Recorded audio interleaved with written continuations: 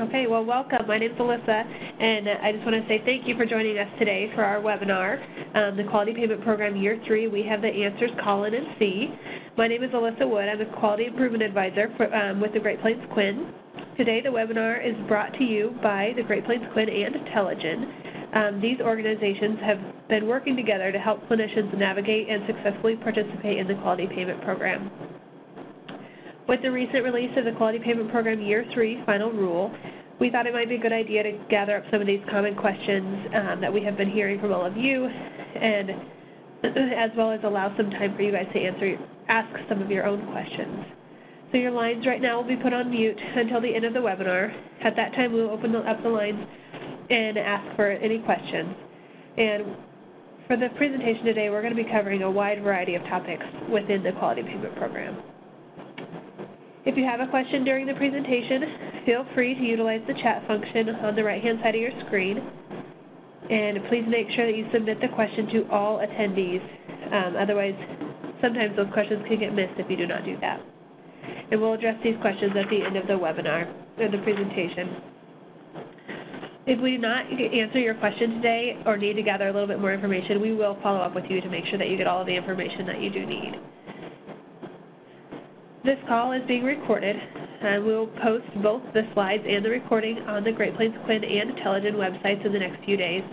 These can be found at greatplainsquinn.org/calendar/past events and at telligent.qpp.com/resources/webinars.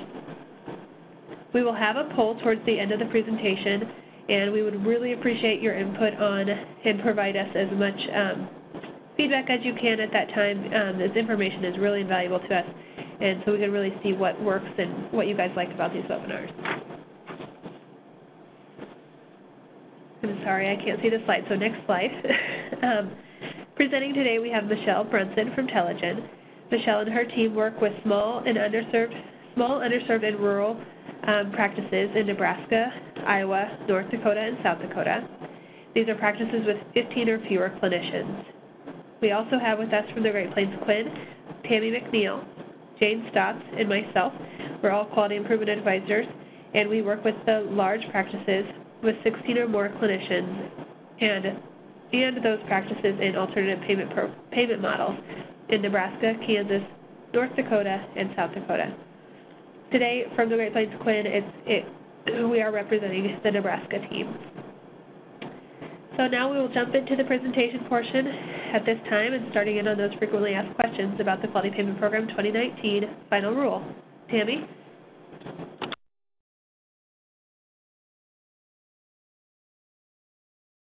Okay, hi Alyssa. Thanks. The first question is, how do we include the new eligibility types when we are reporting as a group? And so for 2019, the new eligible clinicians are clinical psychologists, physical therapists, occupational therapists, speech-language pathologists, audiologists, registered dietitians, or nutrition professionals. So if you're reporting as a group for 2019 and you have multiple specialties, and these new ECs are included in your tax identification number, then you need to make sure that you select measures that represent 60% or more of the work that your practice, the patients that you see that meet the measures, so that you're meeting the data completeness criteria. And we're going to talk a little bit more or go into a little bit more depth on data completion in a upcoming question. But I also want to just note for you that CMS has identified a cross-cutting measures list, and that's intended to provide clinicians with a list of measures that are broadly applicable to all clinicians regardless of your specialty. So you should probably consider looking at that list as well.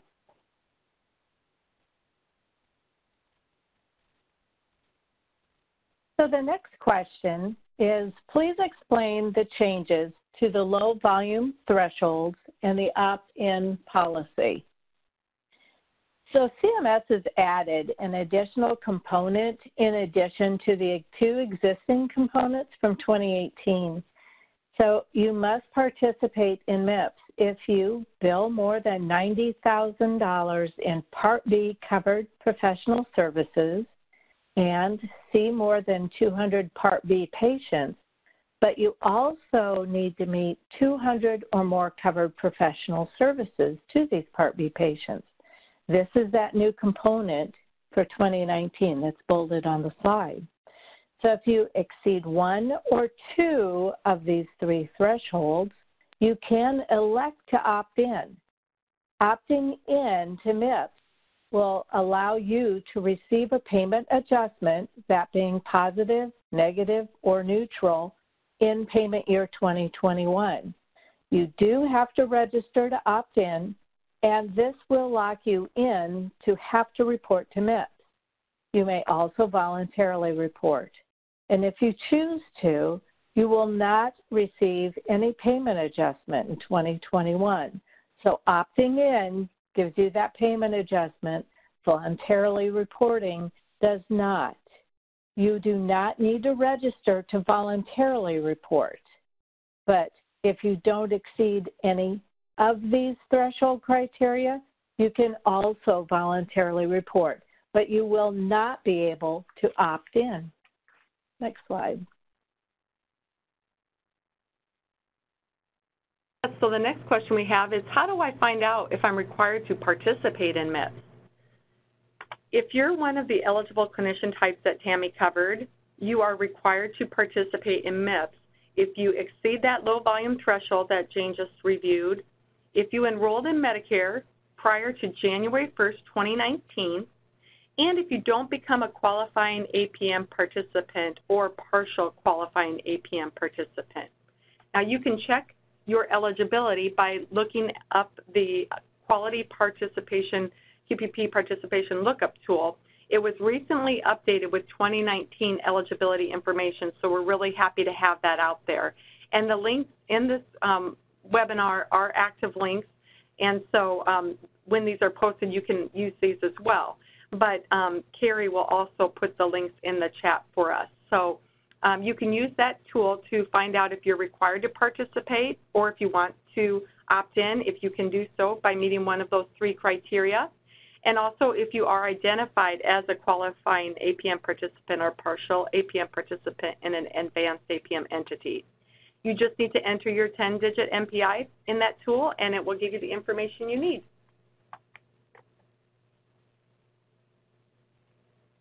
Okay, the next question that we have is, please explain the MIPS determination periods. So for 2019, CMS has aligned the date ranges that they're using throughout the MIPS program with the federal fiscal year. So CMS is looking at your Medicare claims from two 12-month segments to assess the volume of care you provide to Medicare beneficiaries. The first 12-month segment is October 1st, 2017 through September 30th, 2018, and the second segment is October 1st, 2018 through September 30th, 2019. And CMS will utilize the time frame to determine both your participation status and if you meet any of the special statuses. Jane? So we've had some questions on the special status. So what does special status mean? And when is it noted, or if it's noted on your lookup tool? So CMS has provided some flexibilities in the form of reduced reporting requirements, or as in bonus points, and these are available for small practices, practices that are in rural locations or health professional shortage areas, and also in medically underserved areas. There's the assignment of special statuses of non-patient facing, small practice, hospital-based, and ambulatory surgical center-based. To determine if a MIPS eligible clinician or group or a virtual group will receive a special status, CMS retrieves and analyzes the Medicare Part B claims data. Those with special status that qualify for reduced reporting requirements in certain performance areas or categories will be noted. The review periods for these special types of statuses except for rural or HPSA, are also the same as that low volume threshold review period. So those are what Tammy was noting.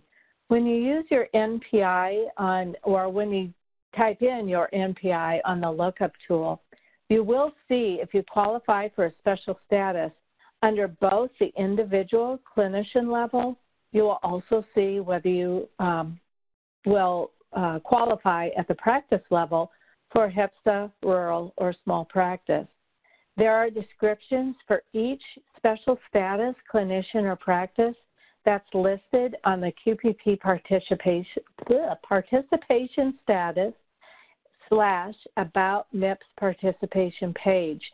So this is part of the resource library under the QPP.cms.gov page. Next slide, Michelle. Yes. So our next question is, I'm a new eligible clinician this year. What do I do now? First of all, you want to look up that participation lookup tool to make sure that you are eligible. And if you are required to participate, we recommend starting with the quality category because that quality category has a 12-month performance period. So you want to start collecting your performance data now in a way to maximize capturing your data and improving your score using the best, getting all your data submitted so you have the highest score possible.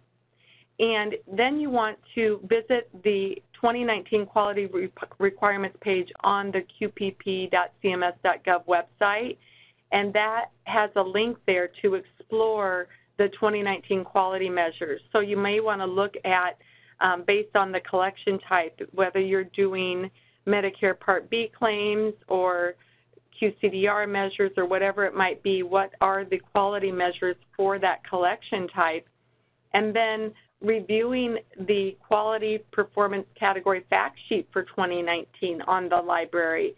There are so many wonderful resources that are continually added to that QPP resource library from CMS, and they've done a really fine job of highlighting the key points that you want to consider. And then you'll also want to look up your participation options. Will you participate as an individual, or will you participate as a group or a virtual group? And learn about your promoting interoperability and improvement activities performance categories as well. Those carry a lot of weight as well, so you want to look at all of those. But really, first and foremost, we work with our practices on the quality category and make sure they have their measures and their workflows decided and that they have shared that with the team and they begin pulling data if it's an option for them, if they have an electronic health record, and reviewing that and sharing that in case there might be some issues with anything being captured in the EHR.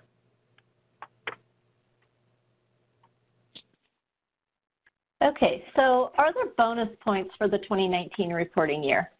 And there are. Some have changed and some have not. So under the quality category, it's still capped at 10% for this category to achieve the bonus points.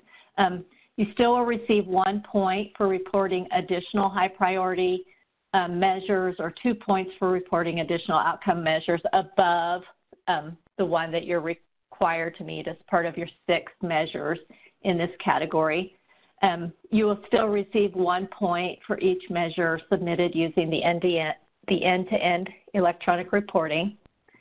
You can receive up to 10% improvement points based on the rate of your improvement in the quality category from 2018 to 2019. And then a little bit of a change in the last year, small practices could receive 6 bonus points to their final overall final score. Those 6 bonus points have now been moved under the quality category as opposed to being added to your final score. Under the promoting interoperability category, of course, the entire scoring methodology has changed, but they have added 2 new bonus points under that category. So you can achieve 5 points for the measure verify your opioid treatment agreement and 5 points for querying a PDMP if you have that capability in your state.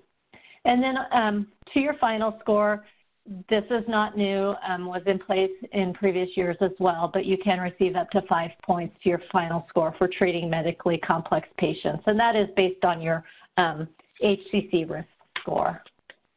One other thing just to note, there are no longer bonus points for high priority measures if you are a CMS web interface reporter. That did go away for those reports, those submitter types. Jane.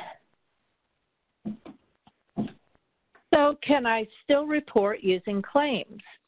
Well, yes, you can. However, it is limited to small practices with 15 or fewer clinicians starting this year in 2019. All other practices must use other collection types to submit quality measures, such as your MIPS CQMs, your electronic or eCQMs, QCDR, which is Qualified Clinical Data Registry measures, CMS Web Interface measures, and those are all for large practices. Next slide.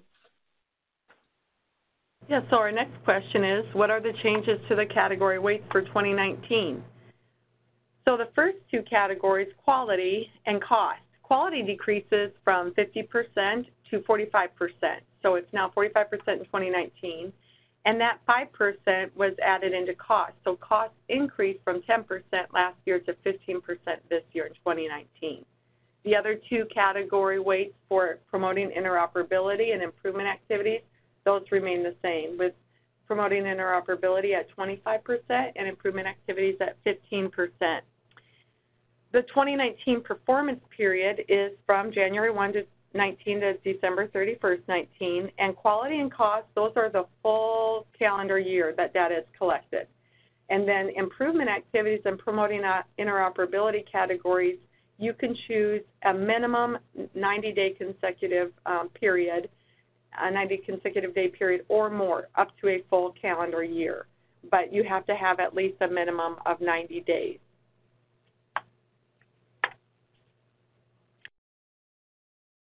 Okay, so I manage a group of physical therapists and occupational therapists, and we don't have our own EHR. How can I report for any of these categories? So you do have some options to report even without having an EHR for 2019 in the quality category.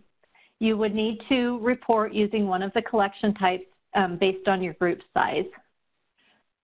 So for practices with less than or equal to 15 ECs, you can report via claims without having the EHR technology in your office. If you're a large group and have more than 25 or more ECs in your TIN, then you can use the CMS web interface and or the CAPS for MIPS surveys to report quality measures. The MIPS CQMs and QCDRs would be an option to consider regardless of the size of your practice.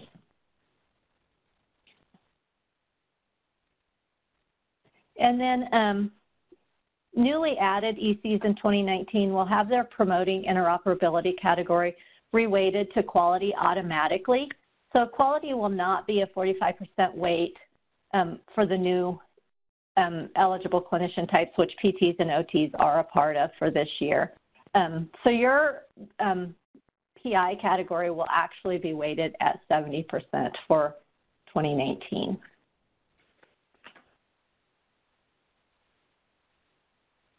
So how do I select quality measures to report? Well, you'll want to start looking at the measures to find out what works best for you or your group or your virtual group. Both Tammy and Michelle have started to address some of this in prior slides, but let's get a little bit deeper into it. You want to consider what you're working on. What are you focusing on improving within your practice? You might want to also review those cross-cutting measures that were mentioned. Cross-cutting measures are a list of measures that are broadly applicable to all clinicians, regardless of the specialty. We have a link on the resource page, and you can find that under the qpp.cms.gov resources library. There are more than 250 quality measures in MIPS, and additionally, if you're choosing to work with that QCDR, there could be additional measures as well. So if you're a group with greater than 25 eligible clinicians, or a virtual group, or within a MIPS APM alternative payment model, you'll want to be reporting via that CMS web interface. Those measures are committed to that web interface application. For electronic clinical quality measures, for the MIPS CQMs, or which were formerly known as registry measures, clinical data registry measures, and Medicare Part B claims that are only available to small practices, participants really should prepare to analyze and validate collected data for at least 6 measures or a complete specialty measure set. You'll want to make sure that one of these measures is an outcome measure.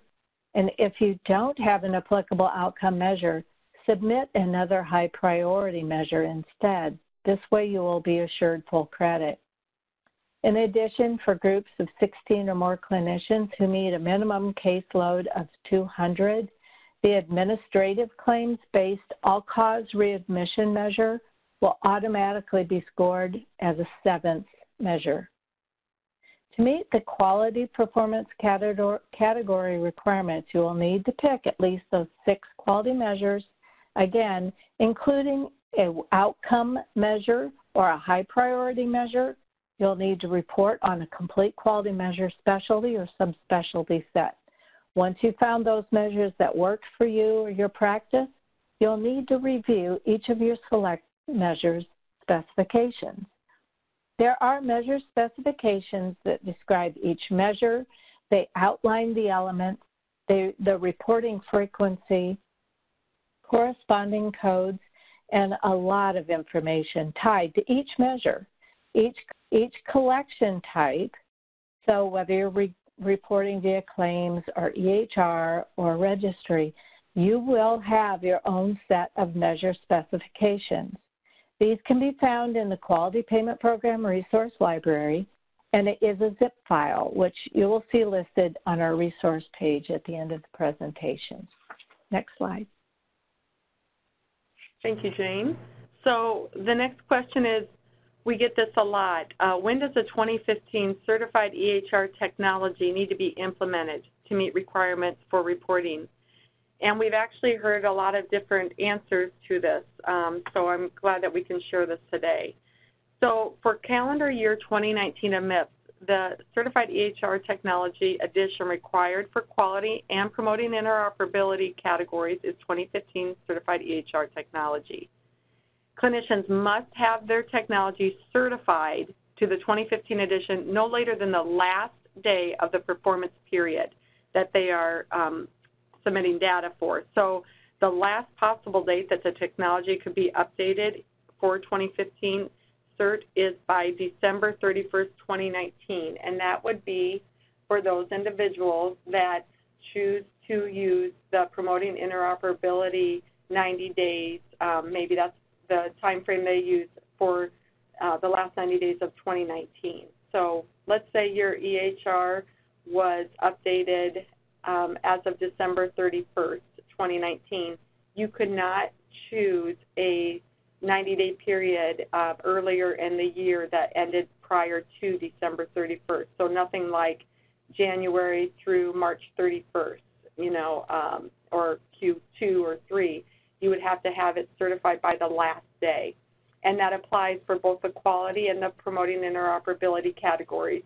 And of course, because quality is one full calendar year of data, then that December 31st would be fine. But you just want to make sure your PI category aligns with the certification date if your vendor is slower to have that released. So, and upgrading your technology during the period doesn't have any effect on the data that's captured. So not to worry about that.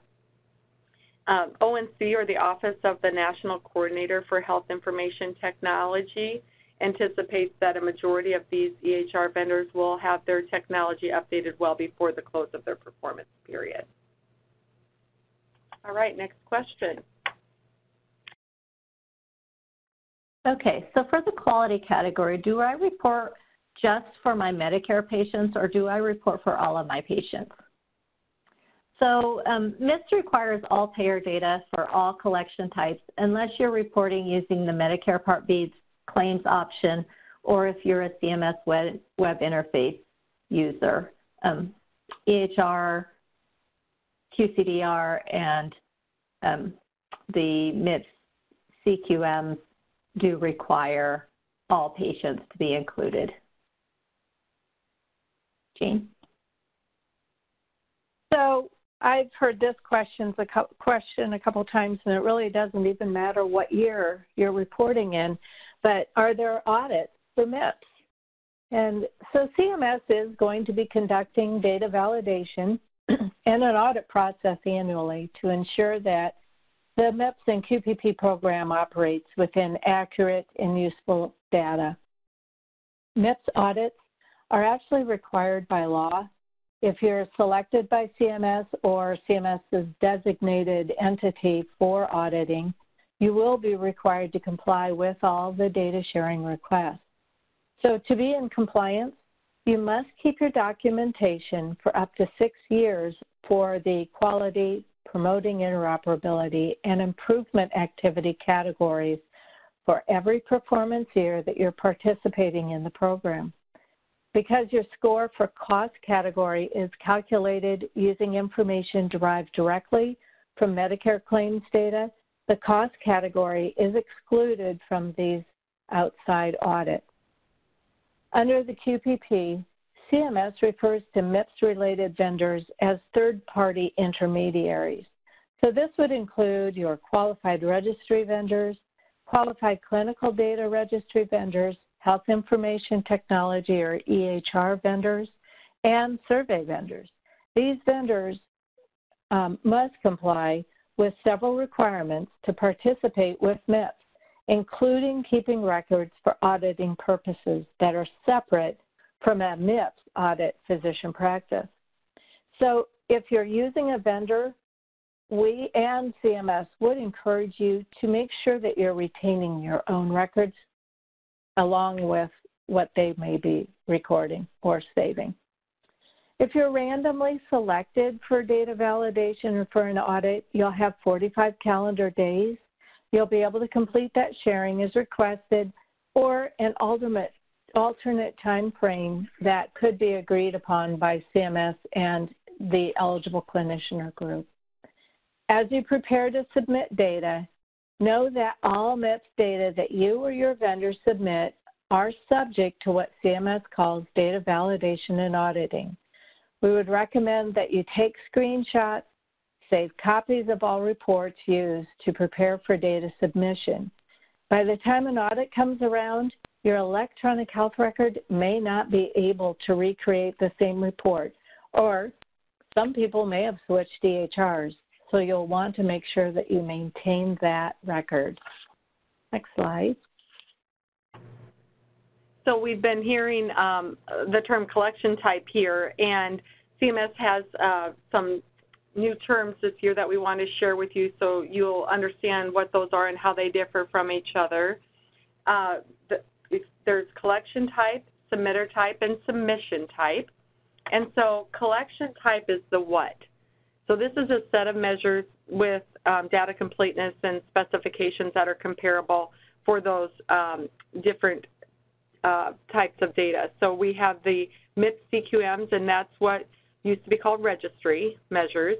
Then you have your electronic CQMs, your qualified clinical data registry measures, or QCDR measures, Medicare Part B claims, CMS web interface, and CAPS for MIPS survey measure, and administrative claims measures. So those are all collection types when you hear that. The next is the who. Submitter type is who is actually submitting that data. So you could have the MIPS eligible clinician or group, or a third-party intermediary acting on your behalf, as Jane mentioned, for that clinician or group. And that is, again, who submits the data for those measures.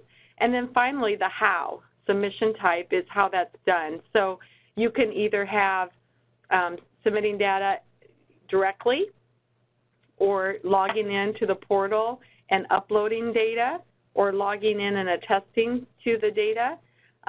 submitting your Medicare Part B claims throughout the year, and also the CMS web interface. So there is no submission type for cost data because that's collected throughout the year by CMS from your administrative claims data that was submitted. So it's what, who, and how. Okay, next question. Okay, so we've used the term data completeness several times already today, and so what exactly does that mean? So CMS will check to determine that 60% of the possible data on each quality measure that you select to report is submitted. Quality measures receive 3 to 10 points based on your performance compared to the established benchmark for each measure. However, if data completeness is not met on a measure, then that measure will only earn 1 point. Unless you're in a small practice, you would earn 3 if you don't meet data completeness. And then CMS web interface or the CAHPS for MIPS survey, you must meet the data submission requirement on the sample of Medicare Part B patients that's been established for those submission types. James. So what does improvement scoring mean, and can I apply for that? So I know Tammy had mentioned that this is part of that bonus compilation for quality. So you will have the chance to increase your 2019 quality performance category score, and it's based on the rate of improvement from your quality performance score from 2018 compared to your 2019 information. You'll be evaluated for improvement scoring in 2019 when you first participate fully in the quality performance category for this year, which means submitting those 6 measures or a specialty measure set with at least that one outcome or high priority measure, or so you can submit as many measures as were available and applicable that will meet the data completeness requirements.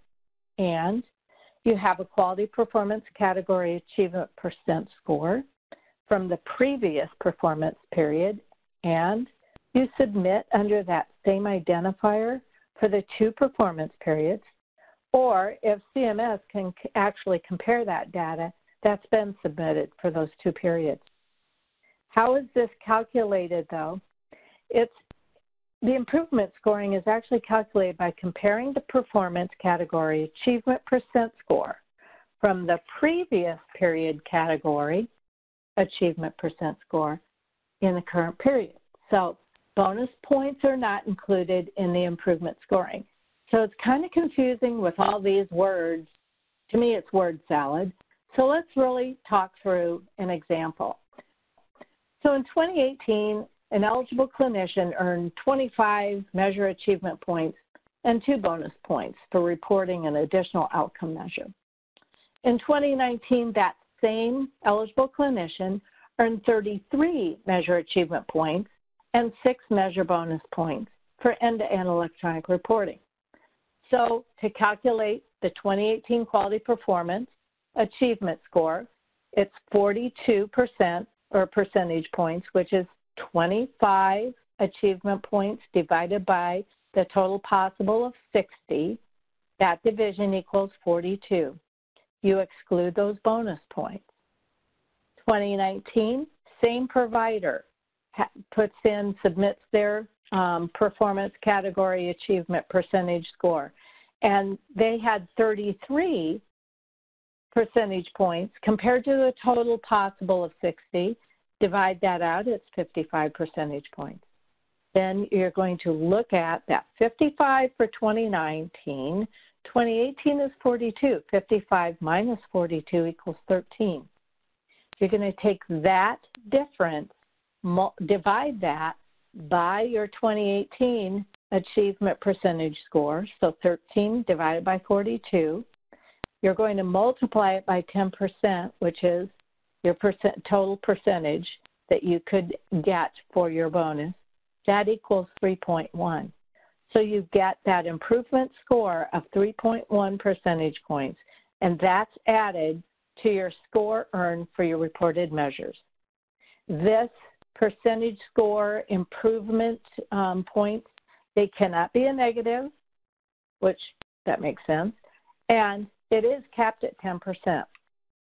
The 2019 MIPS Quality Performance Category Fact Sheet really goes into a couple of different examples on this and will help you to understand how to calculate that. Okay, next question. Great, thank you, Jane. The next question is, what if my quality measure doesn't have a national benchmark?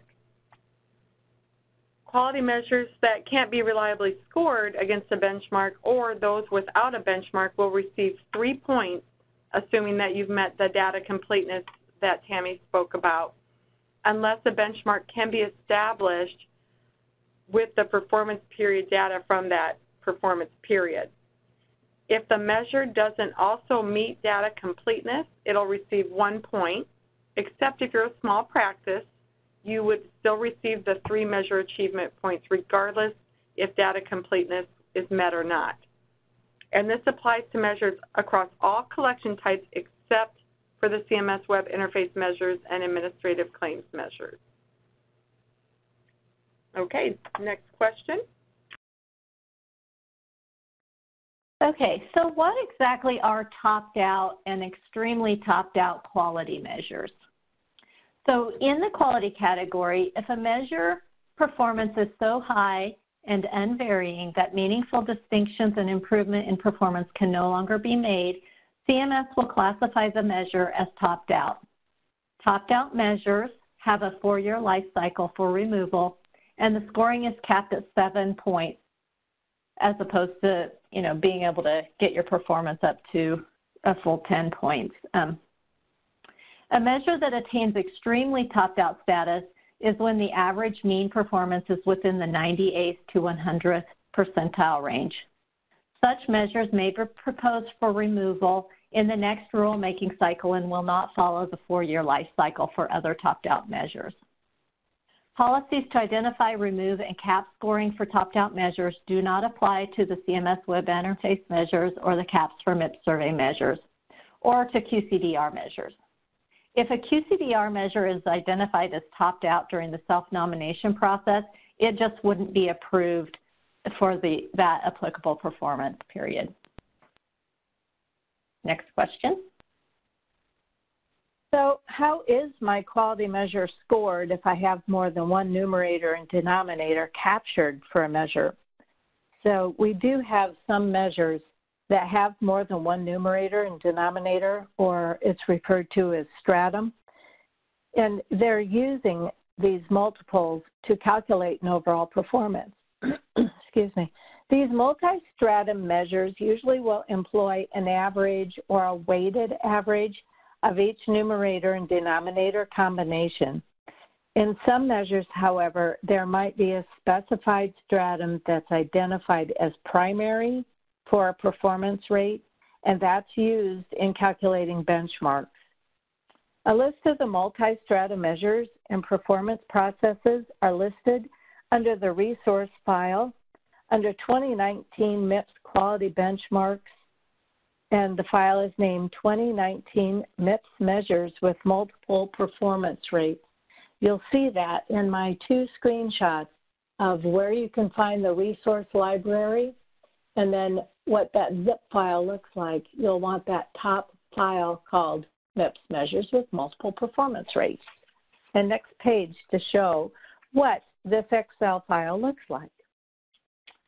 So once you open that zip file, you're going to see these measures. You'll see this Excel spreadsheet with the measures title, overall performance rate, and then with the number of performance rates.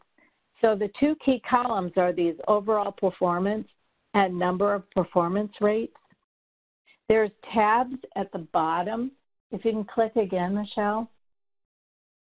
That demonstrates what those tabs say at the bottom of that Excel spreadsheet, and those explain how these performance rate calculations are handled, so being a weighted average or a simple average, or if there's a specific performance rate. For example, some measures I'm thinking of one of the measures that I was working with someone.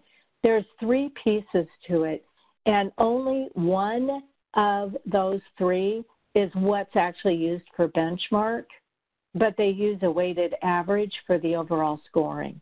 So these tabs go into the actual way that each piece is calculated based on what that measure is.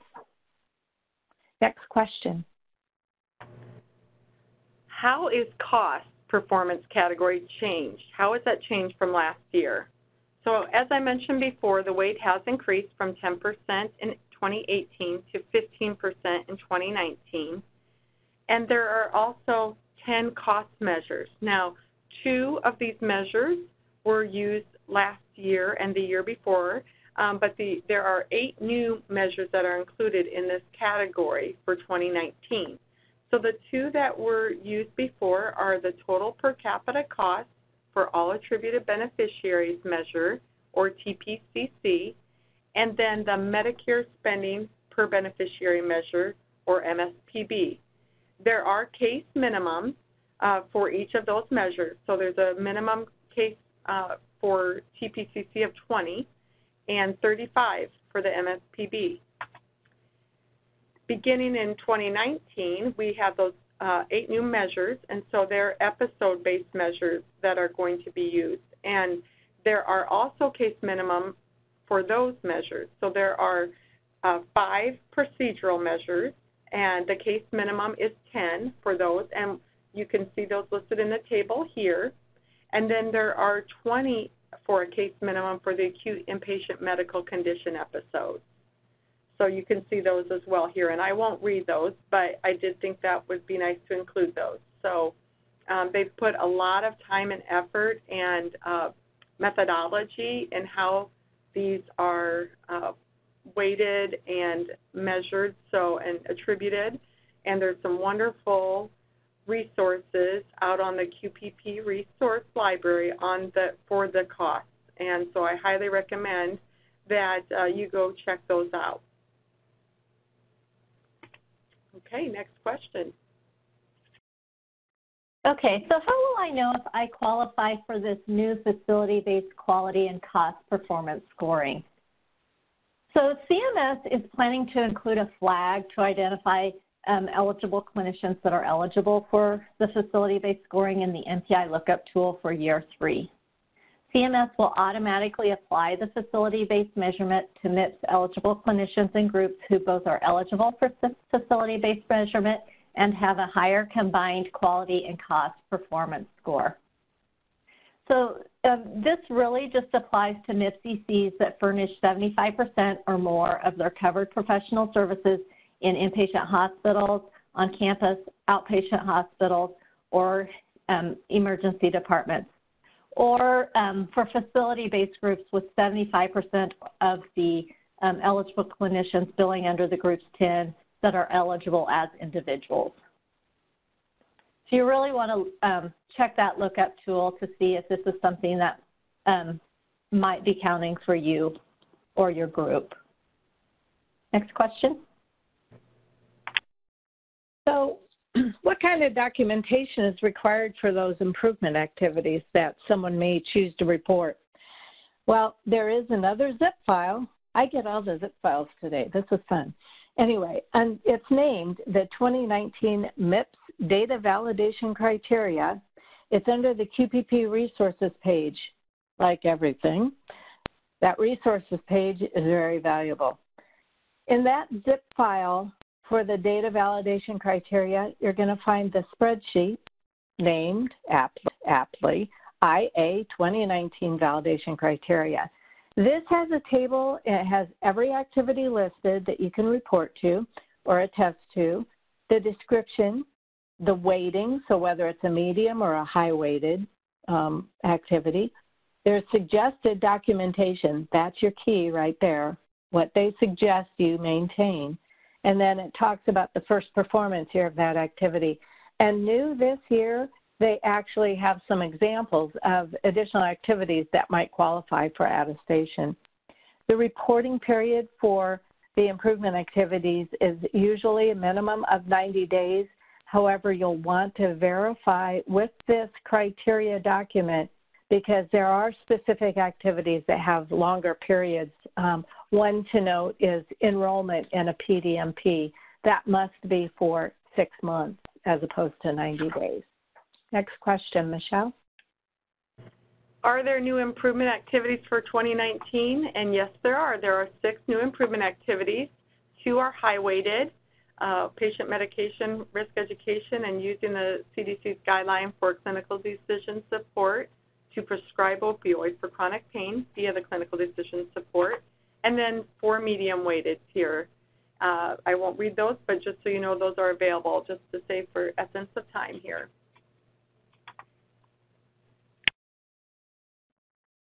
Okay, so when is an application required to have the promoting interoperability category reweighted?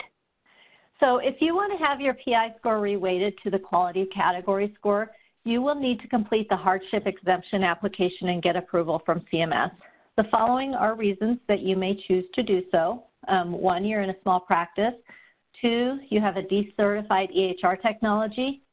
3, you have insufficient internet connectivity. 4, extreme and uncontrollable circumstances. And 5, you don't have any control over whether a cert is available. So you may still report on the promoting interoperability performance category, and if you choose to report, your data will be scored. If you have a pending or approved hardship exemption application and choose to report on the PI measures, your hardship exception application will be dismissed and the category will not be reweighted. Clinicians, groups, and virtual groups should retain documentation of their circumstances supporting the application that they submitted for their own records in the event that CMS requests data validation or audit. For small practices experiencing a significant hardship, you can apply for a hardship exception if there are overwhelming barriers to complying with the requirements of the PI category. If your EHR product is decertified, you can still use the product to submit your PI category if your performance period ended before the decertification occurred. If your performance period ends after the decertification, then you can apply for the hardship exemption. Extreme and uncontrollable circumstances would be events such as natural disasters, things that are entirely outside of the control of the MIPCC group or virtual group that would cause you to not be able to collect information for an extended period of time. Next question. So if I'm reporting my quality measures for an alternative payment model, an ACO such as an MSSP or Medicare Shared Savings Program, do I still need to report, and do I need to report to a specific category is actually the question that I've gotten. So yes, you will still need to report for the promoting interoperability category, regardless of who is reporting your quality measures, whether it's in a MIPS APM or an ACO/Medicare Shared Savings Program. You must attest by reporting into the QPP portal on qpp.cms.gov. The other measures will be the quality measure is reported via your alternative payment model. Your improvement activity is automatically met, and your cost is calculated through that APM as well. Next question, which I believe is mine, and that's talking again in the PI category. There's 2 public health and clinical data exchange measures, and those are requirements. So what if I only have one to report and there's nothing else available? So if you only report to one registry and there's no others available, you can report yes for the first and then choose the exclusion for the second registry. You will still get the 10 percentage points. If you need to choose an exclusion for both public health and the clinical data exchange measures, those 10 points will then be reallocated to the measure provide patients electronic access to their health information. So instead of that measure being 40 points, the measure is actually going to be worth 50 points. Exclusions for these PI measures are in the PI measure specification guides, and those can be found in the zip files as well. Okay, next slide.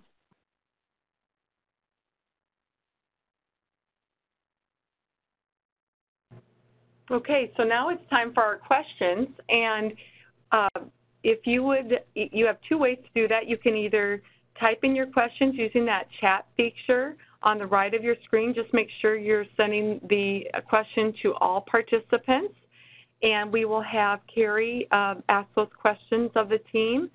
Or you can dial #6 and you can unmute your phone and ask us in person. So please feel free to use this next 10 minutes. Ask away. Yeah, this is Carrie, and I'm monitoring the chat. So if you have a question, you can type it in. I'm assuming I'm seeing, there is no questions that I'm seeing, but someone can correct me if I am mistaken. Carrie, if you want to start by asking the question that someone asked prior to the presentation, just in case there are others that didn't hear that reply, then we could start with that, maybe get everyone started. Hold on one second, I gotta find it. I have it here, so I can ask it. I don't know why I'm not seeing it. I'm sorry, Jane, go ahead. That's okay, I'll ask it. So Michelle, in 2019, if there's no quality or cost that's able to be reported, then what happens to the weighting for the PI and IA categories? Will that be reweighted, and is it like it was in 2018 performance year? Thanks so much for that. I think that's a really good question, and it opens up some other discussion here. So for that specific reweighting scenario, if there is no cost and no quality performance category submitted, then those are reweighted and reallocated to the improvement activities and promoting interoperability performance categories, and both of those categories will then be weighted at 50%. So that is a lot of weight that gets shifted over to each of those weighted at 50%. And there is a table, it's actually table 54, that has the performance category redistribution policies that are for the 2021 year. So there's a nice table there, and there are different scenarios based on your situation. So we could point you to that. It's in the final rule there, but there's a nice table, and I'm sure it's in one of the fact sheets as well. If anyone has that fact sheet name, please speak up. But and then another common scenario is if there's no cost or no promoting interoperability. So in that case, then 85% goes to quality and 15% to the improvement activities. And that was a common one that I had with my small practices for 2018. So you can see why it's very important to start with your quality performance category, making sure you have measures and enough of those in the workflows. That makes good sense, Michelle.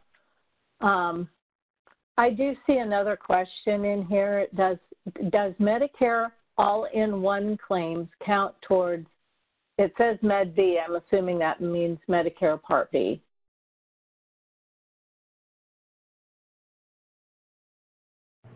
And I am not a billing expert, so I cannot answer that one. Can you repeat it again, please? Sure. Does Medicare all-in-one claims, so the Medicare all-in-one is all capitalized, claims, count towards the Medicare Part B? I apologize. I don't know if I've ever heard that. And I'm not sure I understand that either. Katie, could you add a little bit more to that in the Q&A? This is Katie. Can you hear me? Hi, Katie. Hi. Yes. Michelle is my hero, by the way. I just want to tell you that. There's my Katie. Hi, I recognize you. But what I'm asking is, those Medicare all-in-one plans like United Healthcare, Medicare and Medicaid, they're all in one. So do we report the, say, G8427 for medications reviewed on those Medicare all-in-one claims? I would just say yes, just to cover yourself. Okay. But I'm going to have to do some more checking in on that just to make sure if it has Medicare Part B as part of that all-in-one, then I would say yes. Okay. Do you know what I'm speaking about? I know United Healthcare is a big one here in our area where they do the Medicare benefits and Medicaid benefits, but they have vision and dental and all that all in it. Do you know what I'm talking about? I should know that, Katie. I apologize, but I think it's Medicare Complete or something like that. This is where you can tell that we are not as much into the billing piece of it. I'm sorry. But I can do some more research on that just to make sure. But Tammy and Jane, I don't know if you agree, but I would say if it has Part B, that as part of that all-in-one, that yes, you would enter those codes. I don't think it would hurt you in any way to do so. Okay. And that's why I just say I'd lean towards that, Katie. Okay, thanks, Michelle, and you're going to get an email from me. Oh, absolutely. I look forward to it. Okay. Thank you very much. Bye. Yes, thanks for the question. All right, bye. Bye. I do see another question in here from Karen, and it's talking about taking an exclusion on transitions of care and reporting to the public health registries. So do the measures reweight to another measure like patient access? And if you do take the exclusions on the public health registries, they do flow over to that provide patients electronic access to their health information. You'll have to read the specification guides, though, to make sure which you can actually take those exclusions, because each one of those measures has this specific exclusions tied just to those measures in PI. I hope that helps answer, Karen. And can I add to it too, Jane? This is Michelle. Sure. That so if you take an exclusion, so there are two parts of that health information exchange measure with a transitions of care, and either sending or receiving that summary of care. And so a more common exclusion to take would be to receive that transition of care. At least it seems like that, because that's new with the 2015 CERT capabilities. And so if that piece, if that measure itself is an exclusion, then those points would go up into the sending the transition of the summary of care, sending it. And so, so it would make that then the health information exchange objective is 40 points total, divided 20 and 20 for both sending health information and receiving health information. And so the 20 points from receiving health information would go to the sending for a 40. But let's say you have exclusions. As Jane noted, you want to look at your specification sheets for the specific exclusions. But let's say you have an exclusion. Maybe you didn't even have 100 transitions of care to send, and so that's an exclusion. And you also have the exclusion for receiving for the same reason, or maybe you weren't able to implement that new measure. That's an exclusion. So if you have that, then 40 points, the total 40 points from those health information exchange objective would roll into the provide patients electronic access to their health information. So now, instead of offering that portal and giving them the access to their health information in a timely manner for 40 points, that's going to be worth 80 points.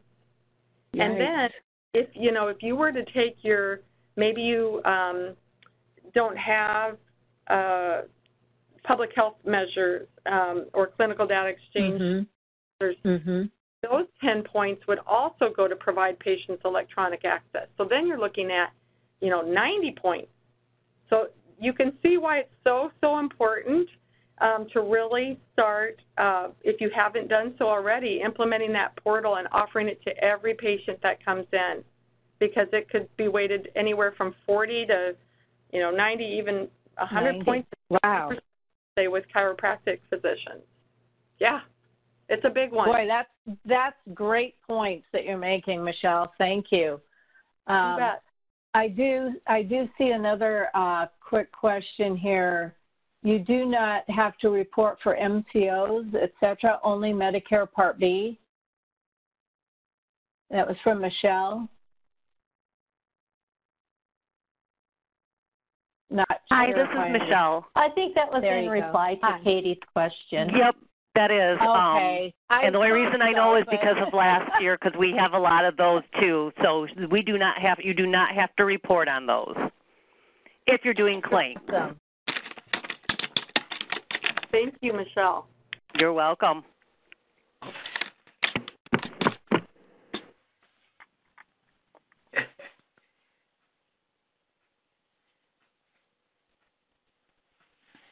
About anybody else? Well, do we have anybody that'd like to call in with us? #6. Oh, it is right at 1 o'clock, isn't it? Yeah, we are at 1.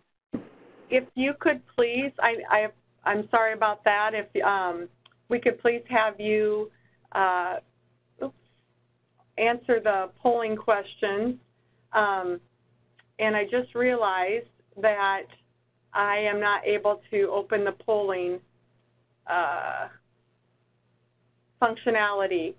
We will be sending a survey to you instead, because I can't open up that polling. I apologize. But also just to note, we are part of a Nebraska Quality Payment Program Coalition, and that's how we got started.